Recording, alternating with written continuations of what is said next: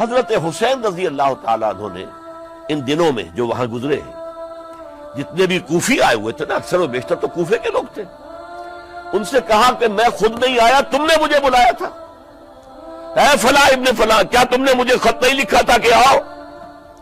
اے فلاں ابن فلاں، کیا تم نے مجھے پیغام نہیں بھیجا تھا کہ یہاں تشریف لائیے؟ اور دیکھو میرے پاس تمہارے خطوط موجود ہیں۔ وہ ایک تھیلا جس میں کہ خطوط ہے وہ بھی لا کے میدان میں رکھ دیا۔ 20 جو ہے خاندان بنی ہاشم میں سے شہید ہوئے ہیں۔ حضرت حسین رضی اللہ تعالیٰ عنہ کا ایک بہت ہی انفنٹ چھوٹا بچہ وہ بھی شہید ہوا۔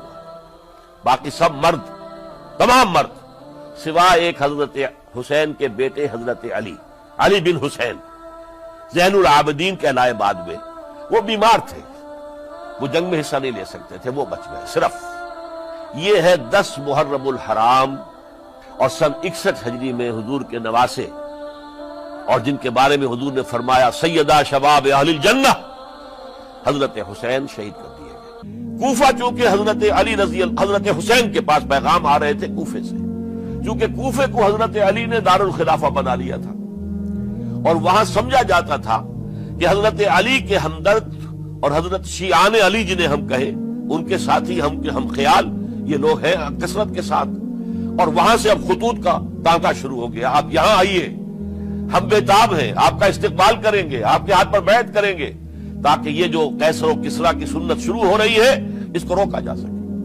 وہ تانتا بنا ہوا ہے خطوط کا۔ تو حضرت حسین رضی اللہ تعالیٰ عنہ نے فیصلہ کر لیا کہ میں کوفے جاؤں گا۔ حضرت زبیر روکتے رہ گئے کہ نہیں، کوفیوں پر اعتماد نہ کیجیے، یہ زبانی کلامی ساتھ دیتے ہیں، جب ڈنڈا چلتا ہے تو پھر یہ ہٹ جاتے ہیں میدان سے۔ اور حضرت حسین رضی اللہ تعالیٰ عنہ بامروت انسان، شریف النفس انسان، کیسے ممکن تھا غیرت مند غیور انسان وہ کیسے ان کی بات کو رد کر دیتا؟ لہذا اچھا چلو چلتے ہیں کوفے کی طرف۔ آگے بڑھتے چلے گئے، کربلا میں پہنچ گئے، جو کچھ وہاں ہوا ہے پھر آپ کو معلوم ہے۔ اس میں یہ بات ہے، پہلے 1000 کا لشکر بھیجا تھا عبید اللہ ابن زیاد نے، اس پر حضرت حسین رضی اللہ تعالیٰ عنہ نے جو باتیں کہیں وہ کچھ اثر انداز ہو گئی۔